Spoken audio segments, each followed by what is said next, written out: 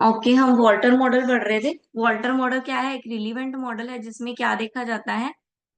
Rate of return और cost of capital. ठीक है, दोनों के बीच का रिलेशन कैसा है वो देखा जाता है। ठीक है, यानी कि कितनी कॉस्ट लगाने पे हमें कितना रिटर्न मिल रहा है। ठीक है, कुछ एजम्पशंस हैं। ये एजम्पशंस ऐसी मान के चलनी है कि टाइम पीरियड इनफाइनाइट है हमारे पास। कांस्टेंट ईपीएस यानी कि अर्निंग पर शेयर और डिविडेंड है। 100% पे आउट है, मिलेगा ही मिलेगा। कांस्टेंट रिटर्न है, एक जैसा रिटर्न मिलता है एक जैसी कैपिटल लगाने पे। और इंटरनल फाइनेंस जो है वो ही यूज करेंगे हम। तो वॉल्टर का फॉर्मूला आ गया। That is the formula DIV by K plus R, EPS minus DIV divide by K multiply by K. ठीक है, P is the market price, DIV is the dividend per share, EPS is the earning per share, R is the return, K is the capital.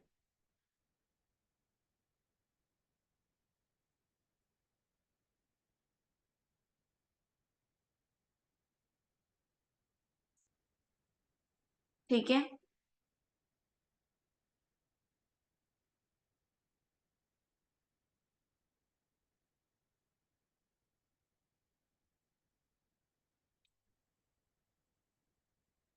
ये formula लगा के हम question निकालेंगे। RK EPS तीनों दिया हुआ है।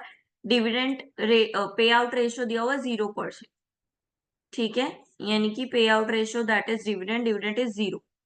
तो 0 डिविडेंड दिया हुआ है, बाकी सारा फॉर्मूला में लगा दोगे। 0 डिवाइड बाय के, आर यहाँ पे लगाओ, के इज 0.10। तो 0 plus that is R divide by K, then EPS minus dividend divide by K. Formula लगा दिया, ऊपर वाला जो हमने पढ़ा था, हमारा आंसर ये आ गया। इफ डिविडेंड इज 40%, हाँ जी 40% के हिसाब से लगा के देखो जरा फटाफट। 40% इसमें फिल करो, ये वाले फॉर्मूले में। ये वाला फॉर्मूला लिखो फटाफट अपनी कॉपी पे। जल्दी करो जल्दी। कर रहे हो? Dividend plus R divide by के और EPS minus dividend divide by के, ओवरऑल डिवाइड बाय के। हाँ जी, लिख लिया। चले आगे। डिविडेंड लगाना है 40%, दैट इज 40 प्लस R दिया हुआ है 0.15, K दिया हुआ है 0.10, EVS दिया हुआ है 10।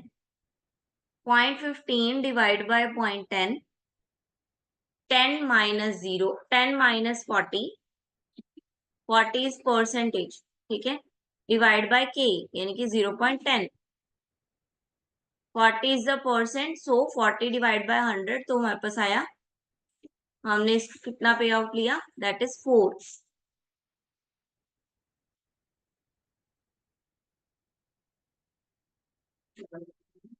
ठीक है, नाउ डिविडेंड इज 80, 80 मीन्स 8। 8 लेके डिविडेंड और 100 लेके डिविडेंड, 100 माइनस 10 मतलब 10। ठीक है, तो ये अलग अलग डिविडेंड से अलग अलग वैल्यू निकल गई।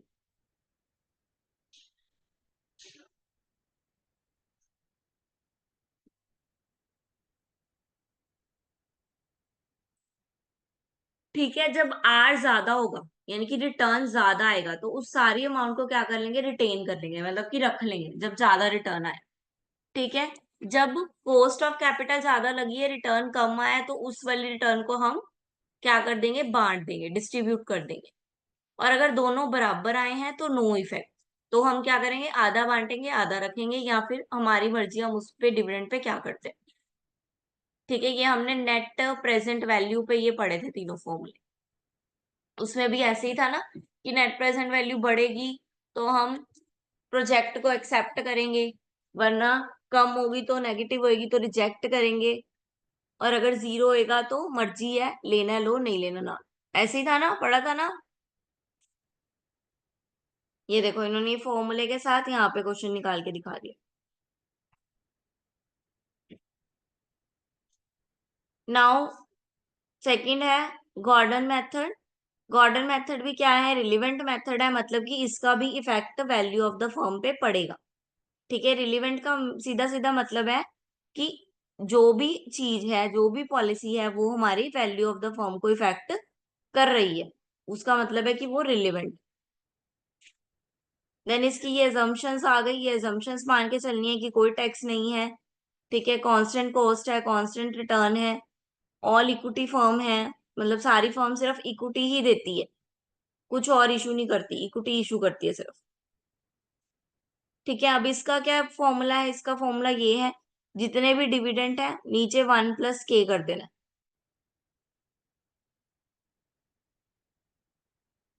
ठीक है, पर शेयर पे निकालना है तो डिविडेंड 1 - b ईपीएस, अगर ईपीएस दिया होगा तो इस फॉर्मूले से निकालना।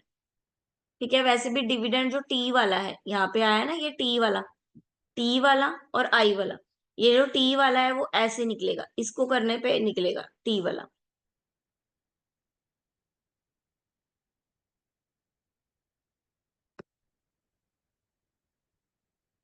ठीक है, तो अब ऊपर वाले फॉर्मूले में ये वाली फिल करके वैल्यू, यानी कि ये वाला फॉर्मूला, एंड फॉर्मूला ये है, उन्होंने वो सारा फॉर्मूला सॉल्व करके ये वाला बना दिया, D1R - G, D1R - G। Solve करोगे आपका आंसर आ जाएगा।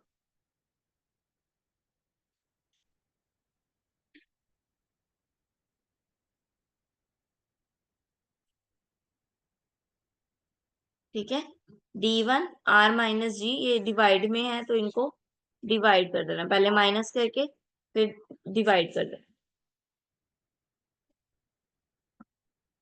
D1 से D1 चेंज होता रहेगा, यहाँ पे D1 60 दिया हुआ है पे आउट, पहले यहाँ कहीं पे 90 दिया हुआ है तो 90 से करेंगे, यहाँ पे गलत लिख दिया, 9 आएगा।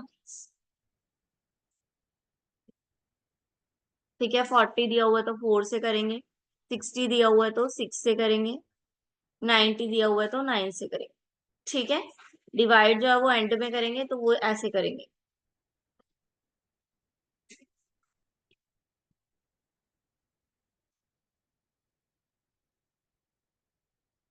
ये देखो, ये वाला, ये क्वेश्चन देखो समझ में आ रहा है, फॉर्मूले में यहाँ से वैल्यू देख के फिल करो। हाँ जी, क्वेश्चन देखो समझ में आ रहा है।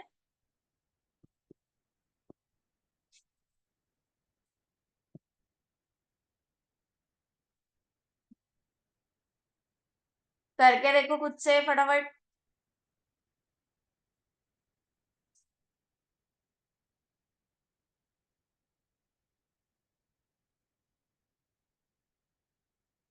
हाँ जी, हो गया, क्लियर है, क्वेश्चन हो गया सॉल्व, समझ में आ गया कैसे किया हुआ है। सेम ऊपर की वैल्यू दी हुई है सारी, ऊपर से वैल्यू उठा के फॉर्मूले में फिल की है।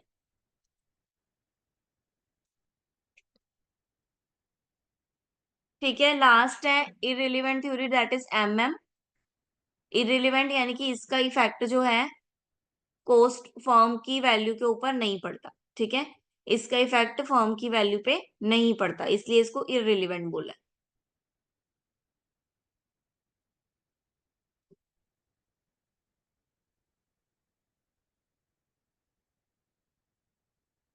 ये इसका फॉर्मूला है, इस फॉर्मूले से ये क्वेश्चन सॉल्व हो जाएंगे। ठीक है, के is the cost of capital, D is the dividend, P is the market price.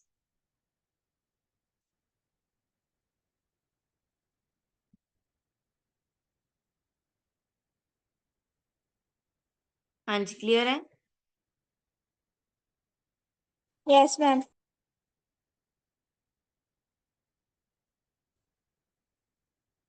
जो एमएम मॉडल है उसकी थ्योरी पढ़ लेना, एमएम मॉडल थ्योरी में आ जाता है कभी कभी, तो एमएम मॉडल की थ्योरी अच्छे से पढ़ लेना विद फॉर्मूला। ठीक है, then next chapter, chapter 11, form of dividend, that will be continue tomorrow. Okay,